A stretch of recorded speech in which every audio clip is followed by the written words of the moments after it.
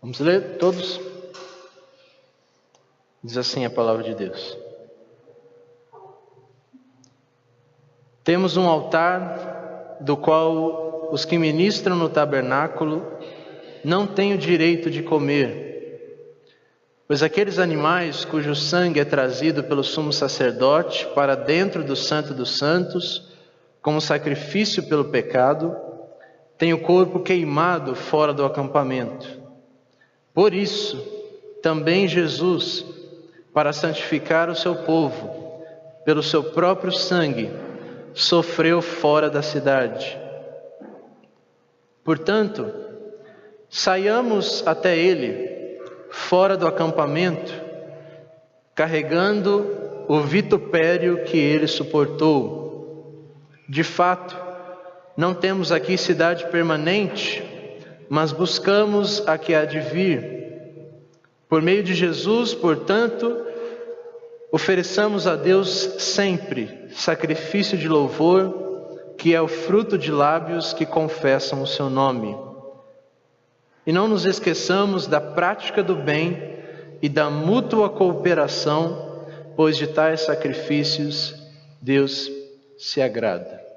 Esta é a palavra de Deus. Vamos orar mais uma vez. Senhor Deus, nosso Pai, nós já te invocamos, já te adoramos, já ouvimos a sua palavra, já te louvamos em confissão, reconhecendo os nossos pecados, Senhor, toda a nossa miséria e a nossa desobediência à sua palavra. E diante dela estamos mais uma vez e suplicamos que o Senhor atenda a nossa oração e fale conosco essa noite. Senhor, existem corações aqui que precisam, Senhor, serem quebrantados. Existem filhos do Senhor que precisam de maturidade. Existem irmãos de Cristo Jesus que carecem de mais amor e fé.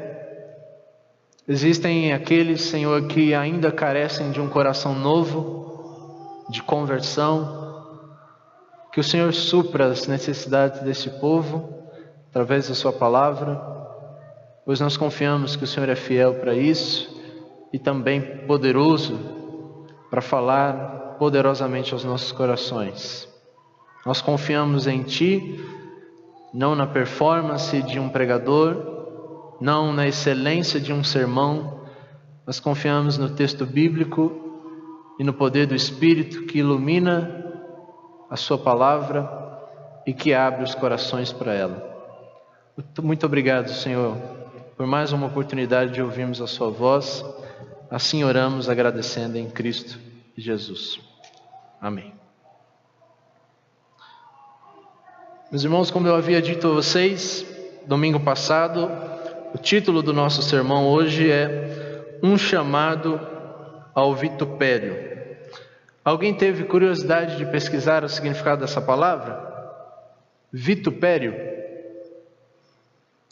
Quem hoje aqui pode levantar a mão e dizer que sabe o que significa essa expressão vitupério? Por favor. Ok? Perfeito. É uma palavra desconhecida, né? Mas eu entendo que é uma palavra que a gente precisa aplicar um pouco mais à nossa vida cristã. E que o Senhor nos dê graça para isso, para ouvirmos com alegria esse sermão, essas últimas exortações do autor aos Hebreus. Nós poderíamos dizer que seria este o último sermão, porque dos versos 18 em diante, que nós vamos ver com o nosso irmão William, ele faz algumas considerações em oração por aquela igreja. Ele fala muito sobre oração, ele faz alguns pedidos finais e ele ora por aquela igreja. De doutrina diretamente específica voltada para aquela igreja, pensando em Cristo Jesus, eles dão as últimas exortações. E é muito importante nós olharmos para esse texto como o fechamento da essência da carta aos Hebreus, que é um chamado para que nós possamos servir a Cristo de fato, independente das circunstâncias. Meus irmãos, a primeira expressão que eu gostaria de colocar na mente de cada um de vocês, que o Senhor tem colocado no meu coração, é a seguinte: que é impossível, irmãos, nós servirmos a Deus e servirmos ao mesmo tempo ao conforto. Pegando um paralelo do que o Senhor Jesus Cristo disse no Evangelho, de que é impossível servirmos a dois senhores, é impossível servirmos a Deus e ao dinheiro, porque ou você irá servir um e deixar de servir o outro.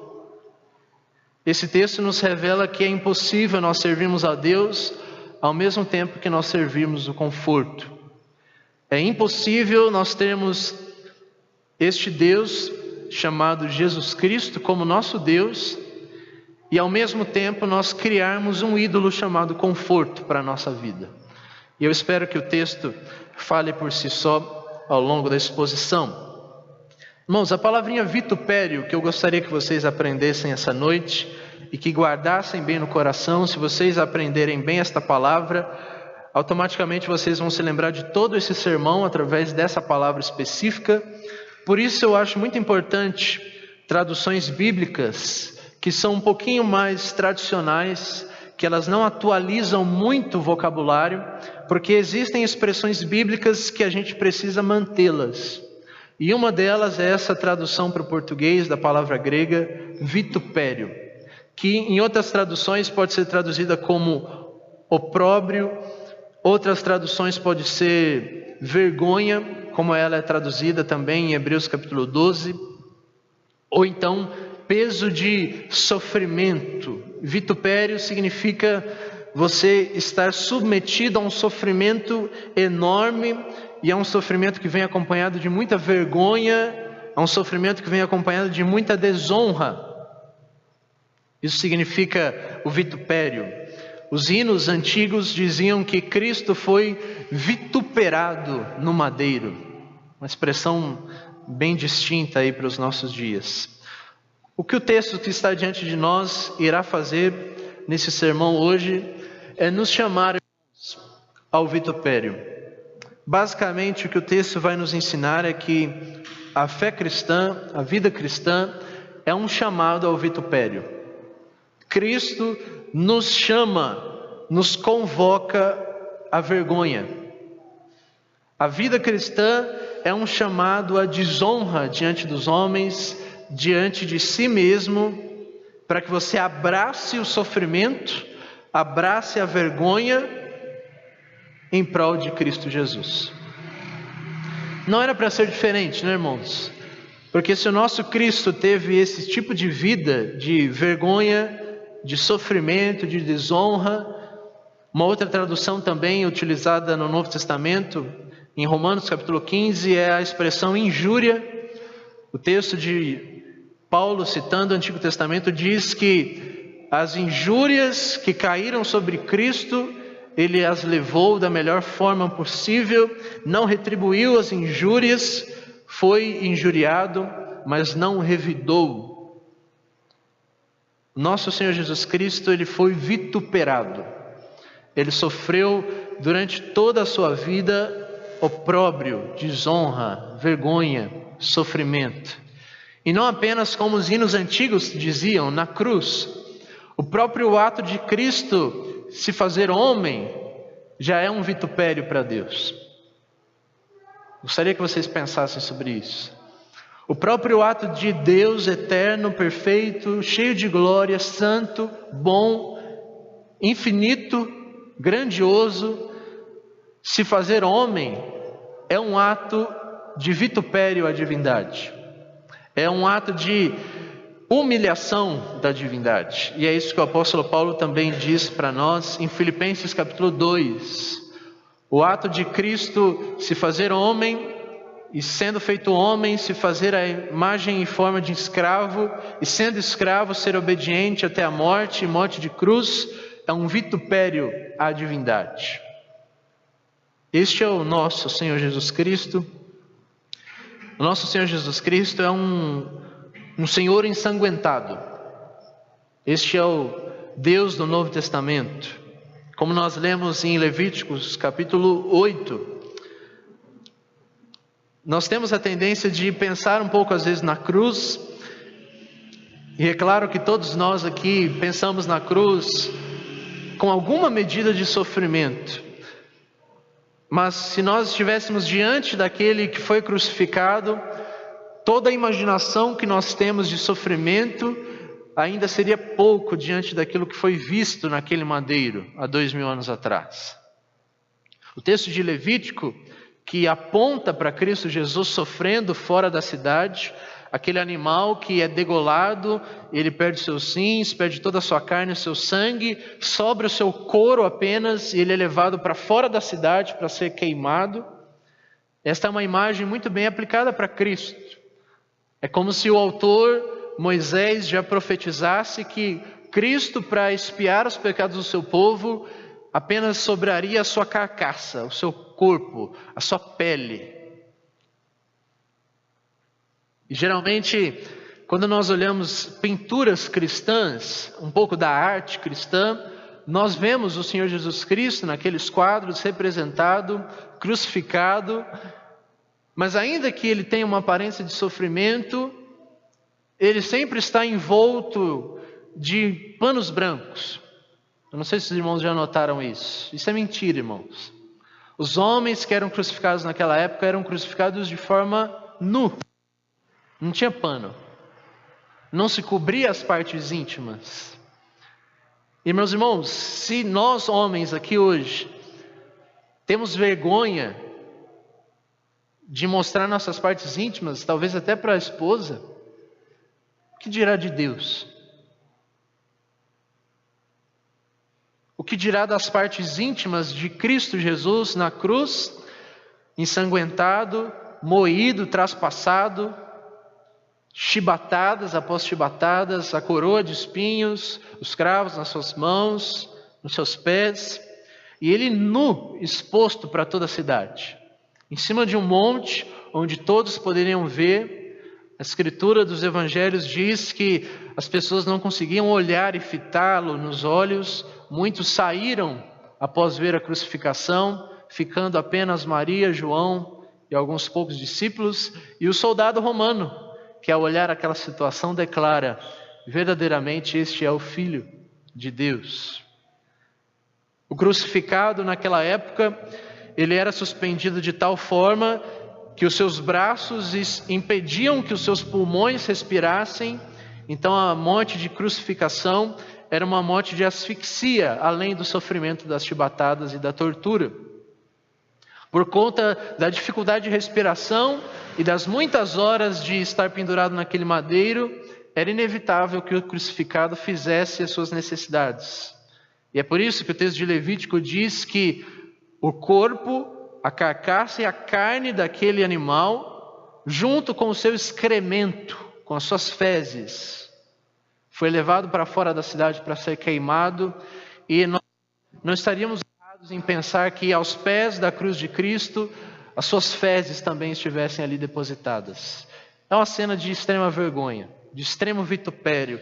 Vocês que são mães, imaginem os seus filhos dessa forma. Maria vendo ali o seu filho crucificado. E o mais interessante é que os apóstolos o abandonaram, correram de si, mas como essa semana um dos irmãos compartilhou nas redes sociais com alguns, a maior vergonha e sofrimento que Cristo padece na cruz não é o abandono dos seus irmãos de fé, é o abandono do próprio Deus. Deus o abandonou naquela cruz. É por isso que ele diz, citando o Salmo 22, e é preciso lembrar de todo o contexto do Salmo 22, que ele diz: eu já não sou mais homem, eu sou verme, mas a ti, Senhor, sempre te dá os louvores em Israel. Mas quanto a mim, eu sou verme, já não sou mais homem. E ele diz: Deus meu, por que me abandonaste? O Deus que criou a todos, que cuida de todos, que promete nesse texto bíblico que nós vimos há poucos dias atrás, Hebreus capítulo 13, no verso de número 6, o texto diz: o Senhor é o meu auxílio, não temerei o que me pode fazer o homem. O texto ainda diz no verso 5: de maneira alguma eu te deixarei, jamais o abandonarei. Mas esse texto não foi verdadeiro para Cristo. Deus o abandonou. Deus o desamparou. Deus não era o seu auxílio e os homens fizeram a sua própria vontade diante de Cristo. Este é o vitupério do nosso Senhor Jesus Cristo. E como disse um pregador ainda vivo, apenas o fato de nós ouvirmos, irmãos, a expressão Jesus morreu, deveria fazer com que os nossos corações, no mínimo, estivessem atentos a essas palavras, quebrantados, olhando com atenção para esses acontecimentos de Cristo. Se nós fôssemos olhar para todo o Evangelho e a vida de Cristo foi uma vida de sofrimento, nós podemos olhar o Isaías 53 também para termos uma ideia dessas coisas. Se você estiver disposto, eu gostaria que você abrisse comigo Isaías capítulo 53, para aprofundarmos um pouco mais o vitupério de Cristo Jesus, o seu opróbrio, a sua vergonha, a sua desonra, o seu sofrimento.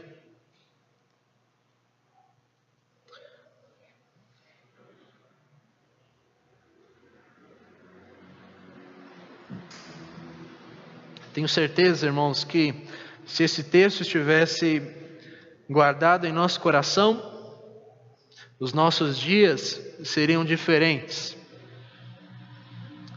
Se vocês que têm costumes de levantar e os seus pés correm depressa para pecar já durante o começo do dia, se você lesse esse texto logo pela manhã, provavelmente você seria inibido de muitos pecados.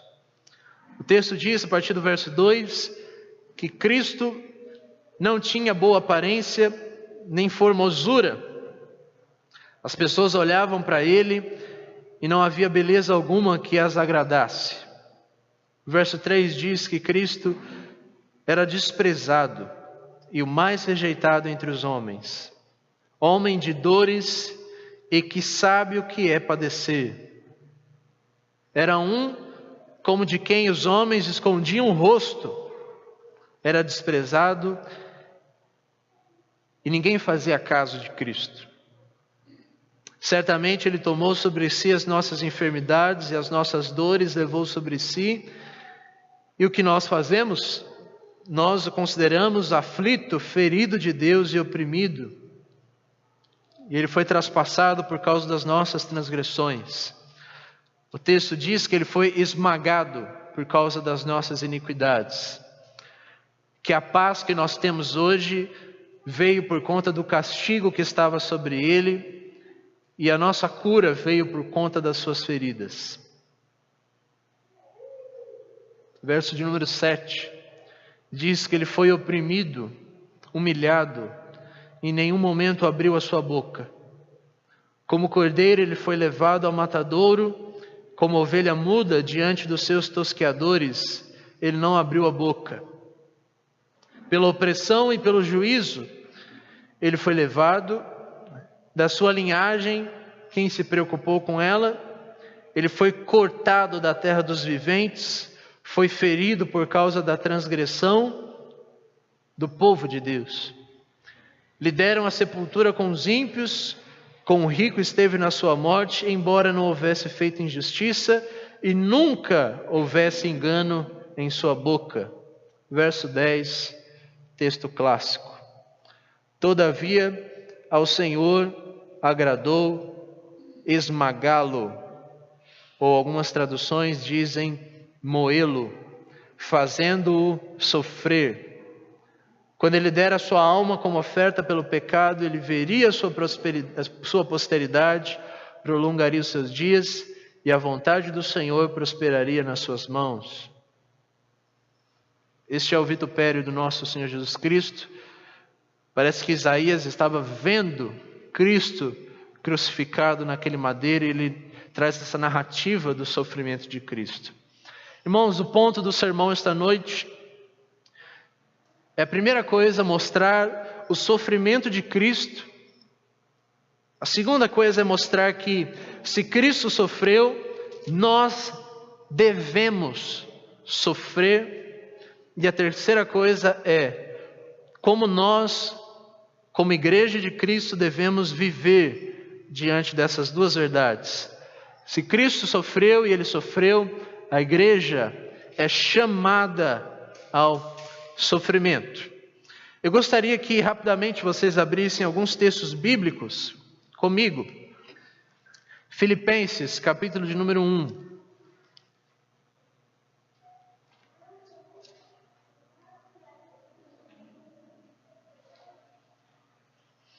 Eu me lembro que no seminário, na aula de ministério pastoral e de aconselhamento cristão, o professor disse para cada um de nós alunos que quando nós estivéssemos aconselhando alguém que está passando por sofrimento, nós nunca devemos apressar a conversa. Nós nunca devemos tentar terminar a conversa o mais rápido possível. Nós temos que dar tempo para essa pessoa. Nós temos que ouvir essa pessoa. E se ela não tiver nem palavras, nós temos que apenas enxugar as suas lágrimas. Quando se trata de sofrimento, nós nunca devemos estar apressados. Nós estamos aqui olhando o sofrimento de Cristo e nós vamos ver aqui o nosso sofrimento. Portanto, eu não estou com pressa de nós lermos alguns textos bíblicos, ok?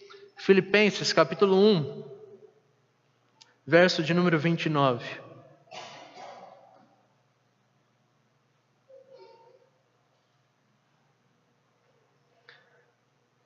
Porque vocês, cristãos, receberam da parte de Cristo não apenas a fé, mas também a graça de sofrer por Ele.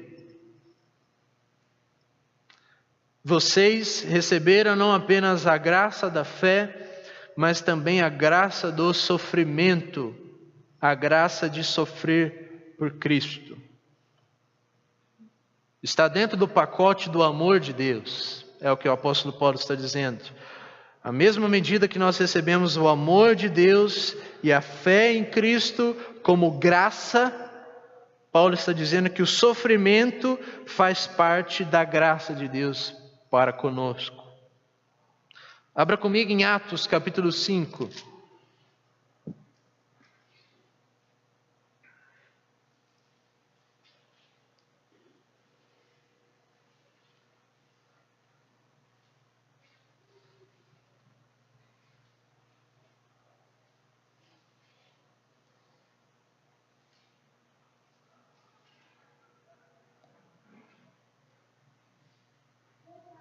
Atos capítulo 5.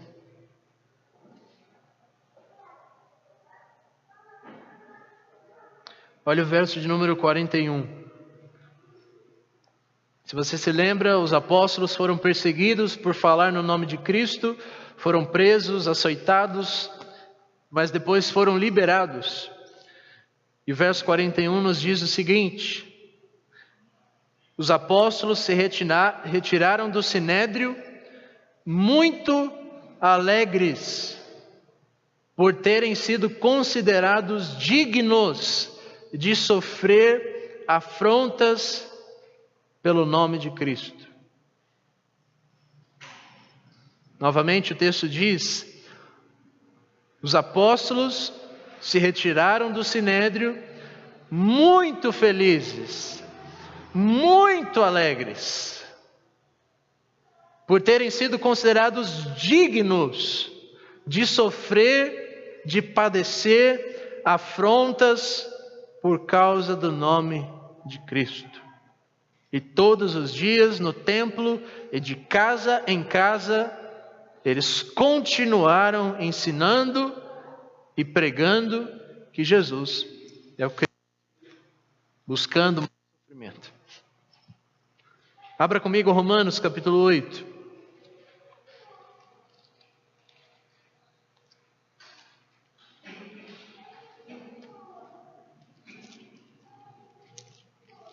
Permita que esses textos entrem no seu coração como uma espada.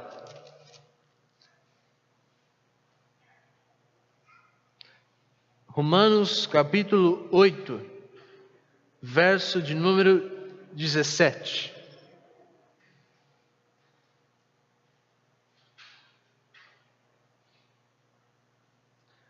O apóstolo Paulo diz: se somos filhos, somos também herdeiros, herdeiros de Deus e co-herdeiros com Cristo. E o que é que nós herdamos? Se com Ele sofremos, para que também com Ele sejamos glorificados. Verso 18: porque para mim, Paulo, tenho por certo que os sofrimentos do tempo presente não podem ser comparados com a glória a ser revelada em nós.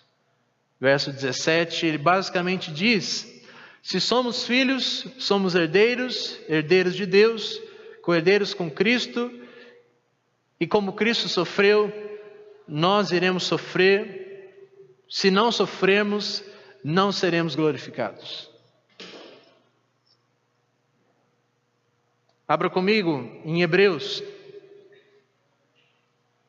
capítulo 11.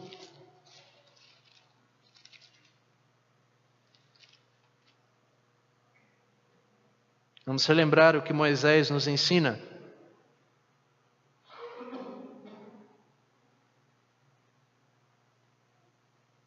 Hebreus capítulo 11, verso 24 em diante.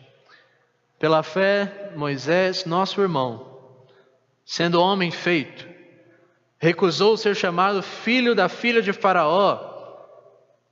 Olha o que o texto diz, irmãos. Ele preferiu, foi uma preferência, ele escolheu. Ele preferiu ser maltratado junto do povo de Deus a usufruir prazeres transitórios do pecado.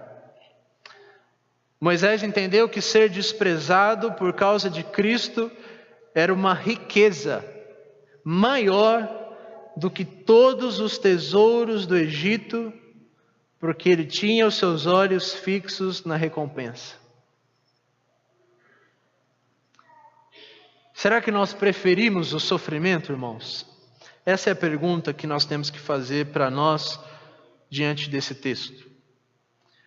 Será que se nós tivermos que escolher entre sofrimento e prazer, entre vergonha e glória, entre vitupério e reconhecimento, o que nós iríamos escolher? Será que nós hoje preferimos sofrer do que ter prazer? Não, né?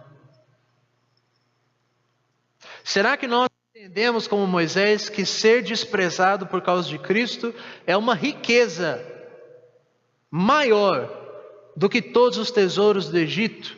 E entenda aqui que na época para Moisés, todos os tesouros do Egito significa todo o tesouro do mundo. Tudo que é de mais valioso e precioso no mundo. É impossível, irmãos, nós servirmos a Deus ao mesmo tempo que nós amamos o conforto. O texto de Hebreus capítulo 13 irá nos ensinar sobre isso. Se vocês se lembram bem, o apóstolo Paulo diz em Gálatas capítulo 6, verso de número 17, que ninguém me incomode, que ninguém me perturbe, porque eu trago no meu corpo as marcas do Senhor Jesus Cristo.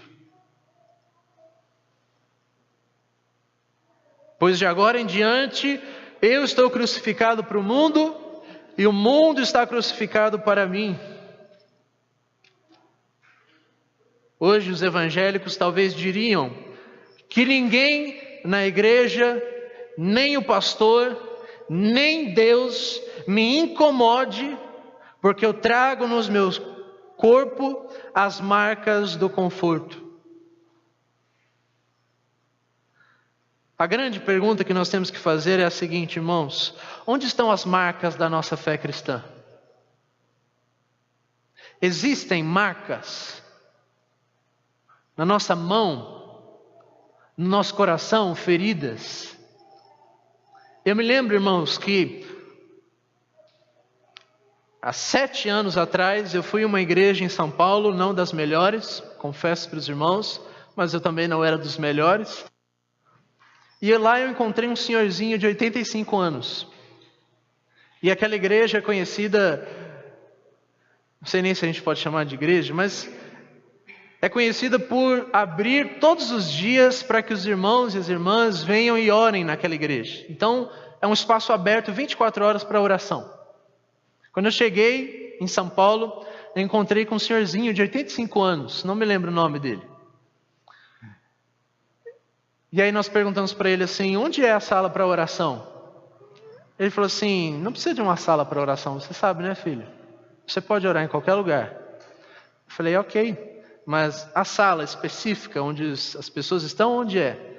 Ele falou assim, é lá embaixo.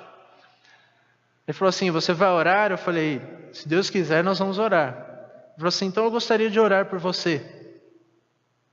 Eu falei, por favor.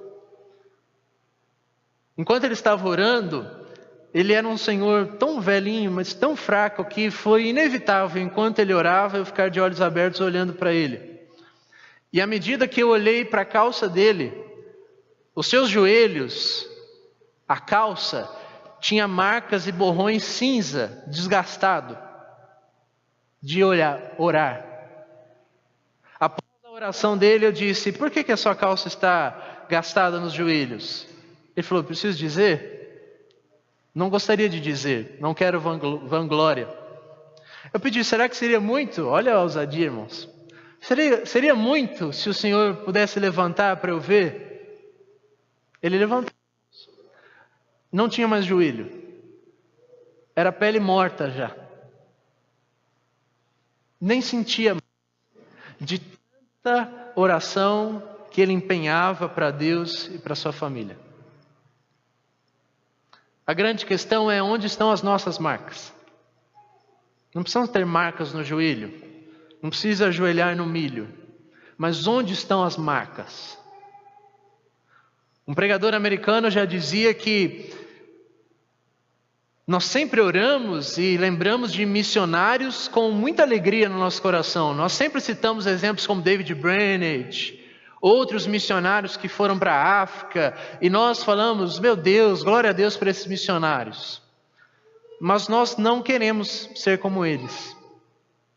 E esse pregador americano, ele diz o seguinte, esses irmãos, eles estão indo no campo de batalha, e as marcas deles estão no corpo todo.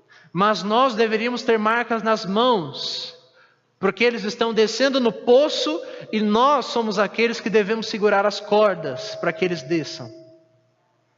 De qualquer jeito, vai existir marcas nas nossas vidas. Nas mãos, nos pés, na mente, no coração. O Evangelho demanda sofrimento na vida dos filhos de Deus.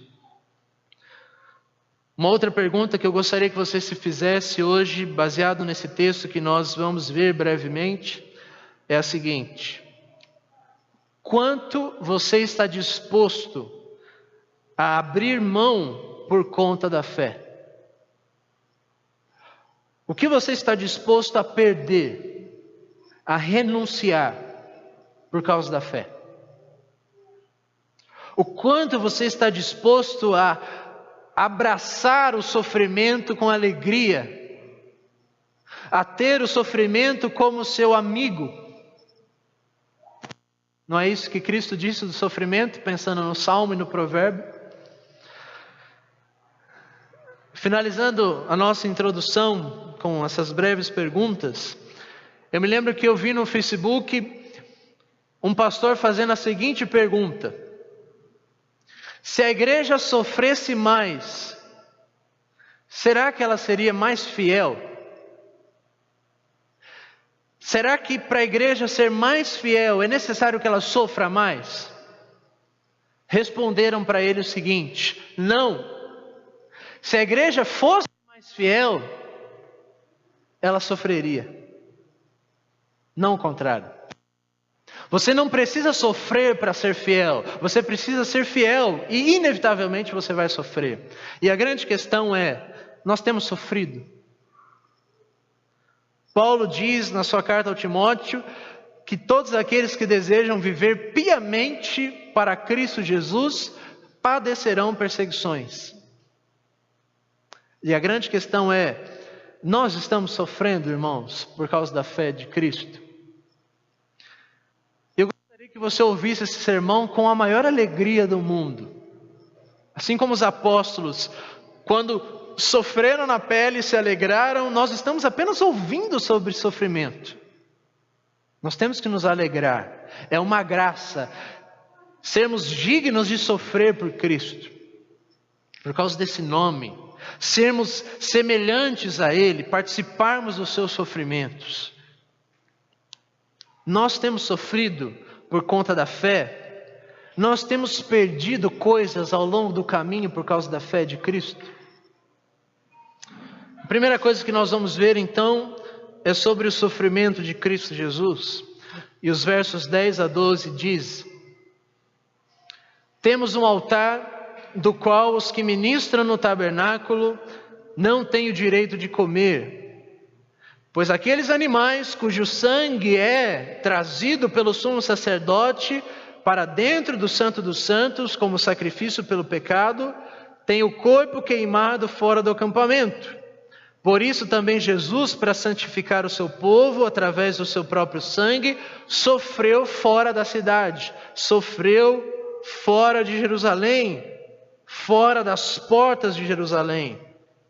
Se você gosta de assistir filmes antigos, você sabe que quando uma pessoa ela não era mais considerada cidadã de uma cidade, ela era expulsa daquele império, daquela cidade, ela vagava pelo deserto. É essa imagem que o autor dos Hebreus está nos lembrando, que Cristo já não era mais considerado humano, gente, cidadão, ele era considerado um animal, um morto, alguém nem digno de ser olhado, de ser contemplado, e é por isso que eles crucificavam essas pessoas fora da cidade, e eles pegavam o corpo dessas pessoas, não sepultavam, eles jogavam monte abaixo, junto com ossos, fezes, aves, cachorros e animais que comiam aqueles corpos, mas Cristo foi sepultado para que fosse ressuscitado. Cristo sofreu dessa forma para que você hoje pudesse ser santo. E a grande pergunta que você deve fazer essa noite é: eu tenho sido santificado? Se por um lado Cristo morreu e deu seu sangue para me santificar, eu tenho sido santificado? Se por um lado ele fez isso para que o seu povo seja santo, e eu não sou santo, logo, esse sangue não foi por mim. Ao longo da carta aos Hebreus, ele trouxe várias passagens falando sobre o sofrimento de Cristo. E se você está disposto, eu gostaria que você olhasse algumas delas comigo, na própria carta aos Hebreus, capítulo 2, primeiramente.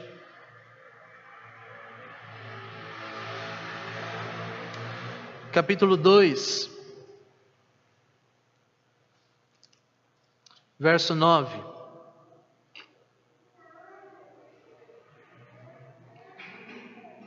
Hebreus 2, verso 9 diz: diante de nós vemos aquele que por um pouco de tempo foi feito menor do que os anjos, Jesus, que por causa do sofrimento da morte foi coroado de glória e de honra, para que pela graça de Deus ele provasse a morte por todos.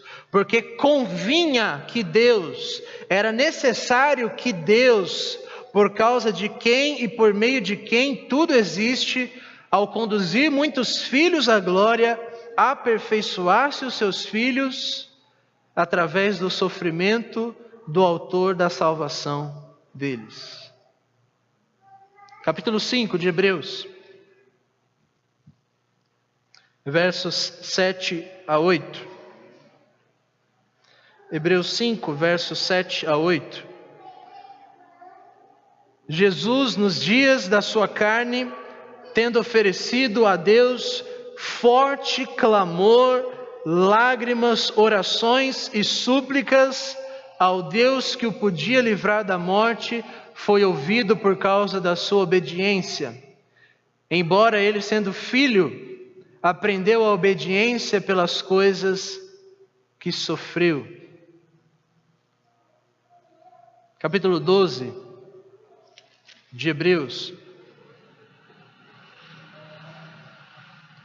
versos 2 e 3. Olhando firmemente para Jesus, o autor e consumador da fé, o qual, em troca da alegria que lhe estava proposta, suportou a cruz, sem se importar com a vergonha, e agora está sentado à direita do trono de Deus.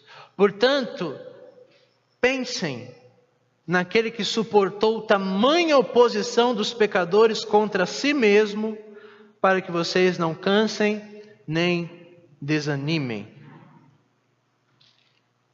Gosto muito dessa linguagem de pai e filho e do sofrimento de Cristo, e eu me lembro de uma frase de um missionário chamado David Livingstone, e ele disse o seguinte: Deus tinha um único filho e ele o enviou para ser um missionário.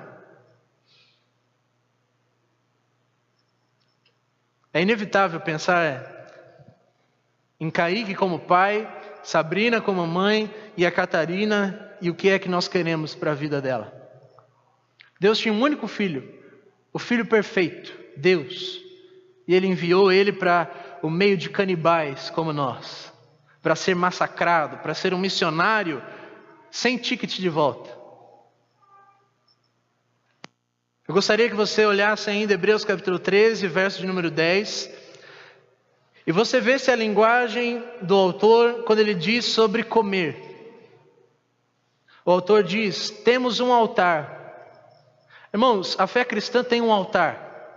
Eu sei que pastores têm chamado isso aqui que vocês estão vendo, o púlpito, de altar. Eles convidam as pessoas para vir até o altar. Eles oram na frente do altar. Isso aqui não é um altar, isso aqui é um púlpito. A Igreja Católica chama a mesa da missa do sacrifício de Cristo de o altar. Por quê? Porque eles acreditam que em toda a missa Cristo é sacrificado novamente. Então, dentro da teologia deles, eles estão corretos em chamar de altar. Os evangélicos não. Isso não é altar. Mas isso não quer dizer que a fé cristã verdadeira não tenha um altar. Temos um altar. Existe um altar. Até hoje existe esse altar. Esse altar foi o altar onde Cristo foi deitado e o seu sangue foi derramado, e é o altar que está diante de Deus. Cristo sobe após a sua ressurreição e apresenta todas as suas ofertas, as suas orações, as suas súplicas, o seu sangue, a sua justiça diante do altar de Deus, no Santo dos Santos, no tabernáculo celestial. E o autor diz: temos um altar e os judeus não podem comer do nosso altar. Comer o quê? O que tem para ser comido nesse altar, irmãos? Não é bolacha. Não é uma carne qualquer. Que tipo de comida é essa que está no altar para ser comida? Cristo. A carne de Cristo. Não é à toa, irmãos, que Jesus diz ao longo dos evangelhos que aquele que não come a minha carne, que não bebe do meu sangue, não tem parte comigo. Não é à toa que os nossos irmãos na igreja primitiva eram chamados de canibais na época.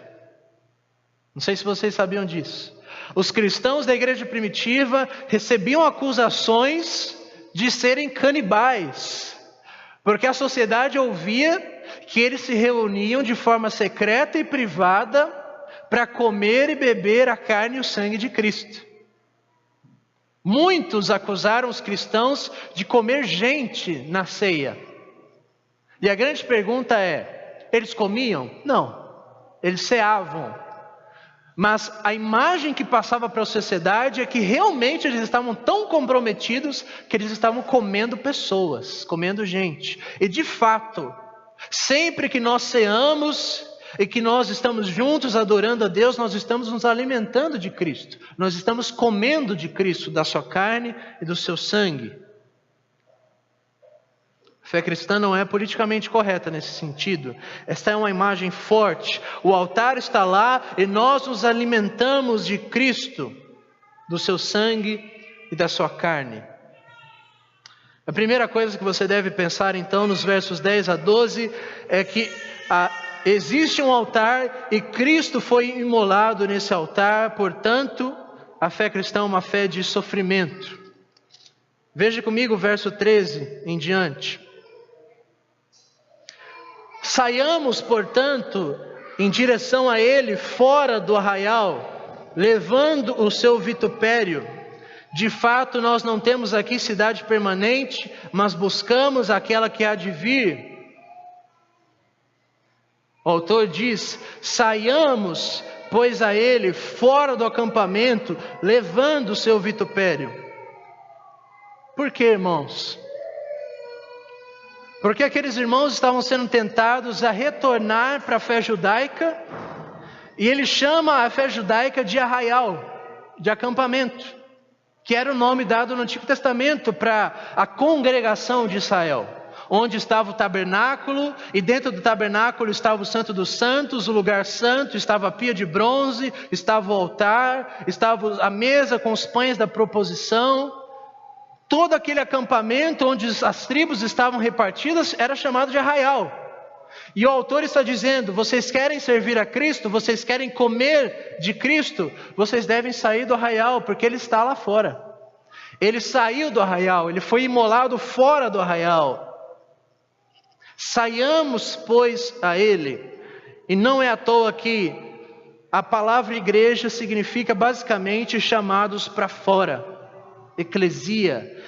A congregação, a assembleia daqueles que foram chamados para fora. O autor está dizendo: vocês devem fugir de toda a segurança religiosa, de todo o conforto que o judaísmo pode dar a vocês. Vocês não devem fugir do sofrimento, vocês devem ir até o sofrimento. Vão até Cristo que está lá fora. Mas o mais interessante, irmãos, é o que ele diz no verso 13. Ele diz: saiamos, pois, até ele. O que isso significa, irmãos? Que Cristo não é aquele coaching que está dizendo: olha, façam isso. Lá está o final da linha de chegada, corram até lá. Cristo está lá. Ele diz: venham, eu estou aqui. Venham até mim. Ele não está dizendo: vão o mais longe que vocês conseguirem. Ele diz: venham me encontrar. Venham, pois eu estou aqui. Saiam até ele. Verso 14 diz: qual o motivo porque nós devemos sair e abandonar as nossas vidas e o nosso conforto por causa de Cristo? Porque nós não temos aqui cidade permanente. E especificamente aqui o judeu tinha em mente Jerusalém. Não é nessa Jerusalém que Deus vai reinar, mas na Jerusalém celestial. E é por isso, irmãos, que em Atos capítulo 4 é dito que os judeus venderam suas propriedades e doaram dinheiro para a igreja. Por quê? Porque eles eram socialistas? Não, porque eles sabiam que Jerusalém não era cidade permanente. Eles sabiam que Jerusalém seria destruída. Então eles venderam as propriedades. Aqui não é a nossa vida.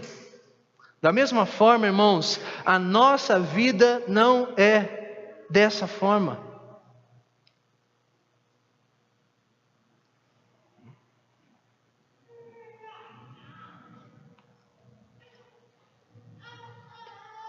A grande pergunta que você deve fazer diante do verso 13 é a seguinte: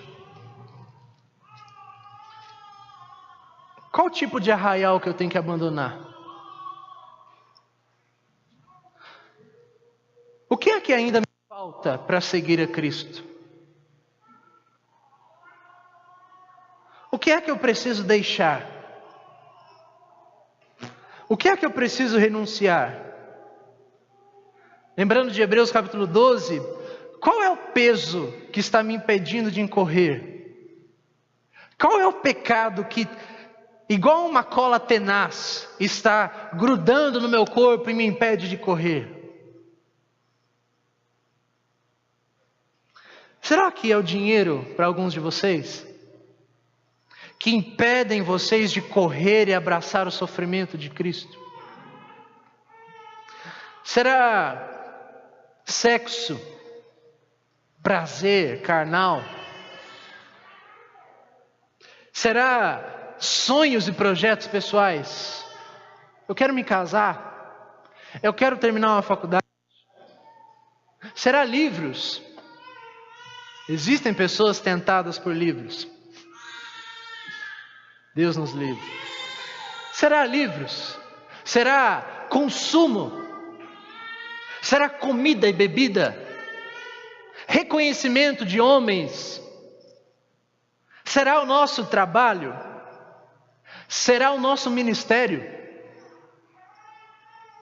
Será os filhos? Sua esposa? Seu marido?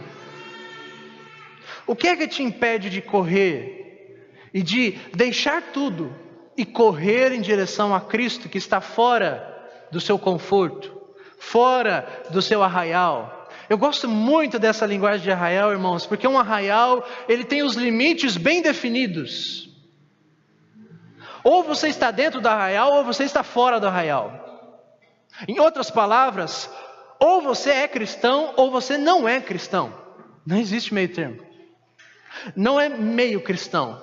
Eu sou meio cristão. Eu sou um pouco cristão. Eu oro um pouco. Eu leio a Bíblia um pouco. Eu obedeço um pouco. Eu sirvo a Deus um pouco. Eu lembro de Deus um pouco ao longo da semana. Ou você está dentro do arraial de Cristo, ou você está dentro de outro arraial que não é de Cristo. E não importa se esse arraial é o arraial da igreja evangélica, se é o arraial da igreja católica, se é o arraial de qualquer outra coisa que não seja o arraial de Cristo. Você precisa abandonar esse arraial. Este arraial que te mantém nesse conforto, que te faz viver a vida cristã sem sofrimento e sem se preocupar com as coisas que realmente importam. Irmãos, muitos cristãos dos nossos dias ouviram sobre as doutrinas da graça, sobre a fé cristã verdadeira, sobre o evangelho, sobre a reforma, calvinismo, soberania de Deus, predestinação, eleição, enfim, tudo isso. E alguns procuraram igrejas como essas para se congregar nelas.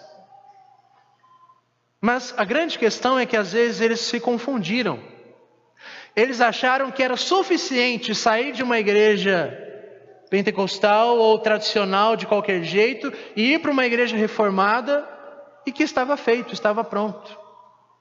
Não é suficiente você apenas ser melhor do que alguns evangélicos.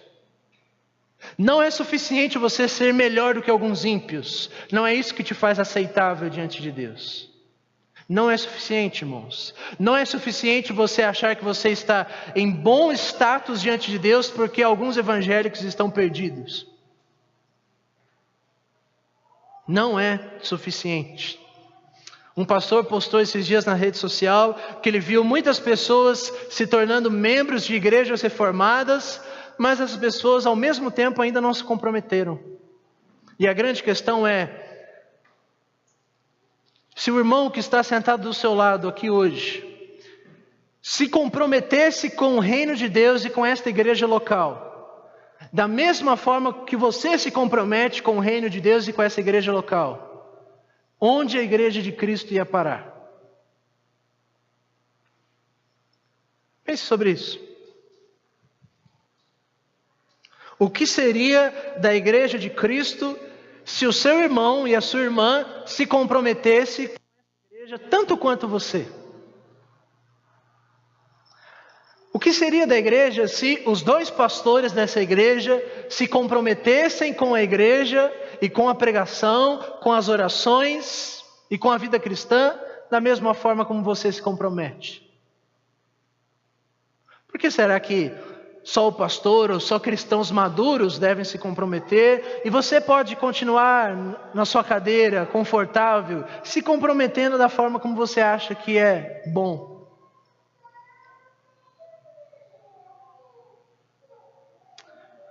Vamos finalizar lendo os versos 15 ao 16.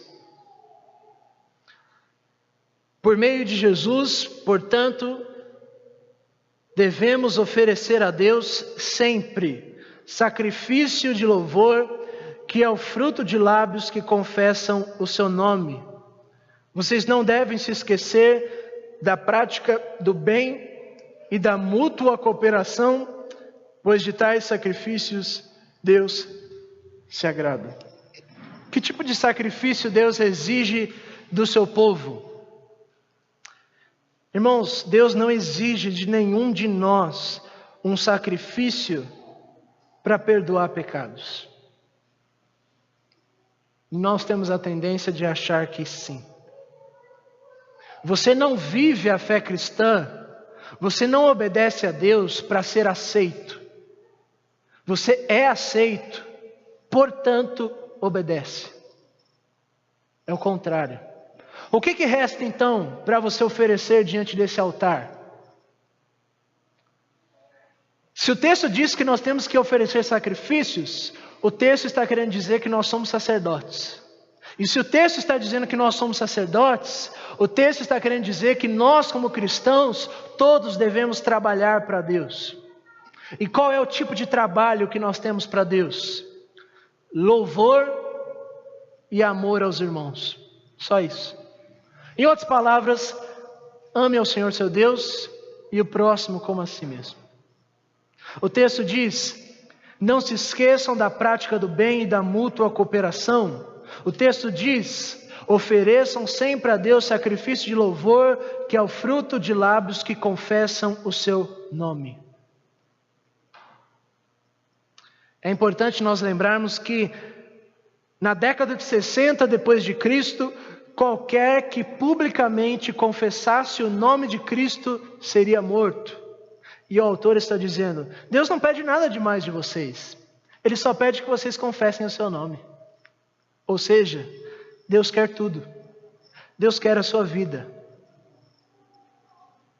Deus quer que você se coloque como um sacrifício, como diz Paulo em Romanos capítulo 12. Saia daqui essa noite pensando o que ainda falta você deixar para realmente se comprometer com Cristo, para realmente você ser um discípulo de Cristo, não apenas um membro de uma igreja ou um crente, seja lá o nome que você queira dar, e que possamos todos nós abraçar o sofrimento de Cristo e nos alegrar com Ele. Nós somos dignos de sofrer por Cristo. Pais, é isso que vocês devem ensinar para os seus filhos. Que não existe glória maior do que sofrer por Cristo. Jovens, é isso que vocês devem buscar como maior meta nas suas vidas. Viver e morrer para Cristo. Independente se você termina a sua faculdade ou não. Independente se você se casa ou não. Independente se você é estéril ou não. Independente se você é rico ou pobre. Independente se você é bonito ou feio. Independente se você tem muitos amigos ou poucos. Independente se você é amado pelas pessoas. Todos nós podemos e devemos viver para Cristo. Cristo está nos chamando hoje. E é isso que nós vamos cantar agora. O texto que nós vamos cantar no cantor cristão diz: escuta a voz do bom Jesus. E ele diz: segue-me, vem, segue-me. Nós vamos orar e louvar o Senhor.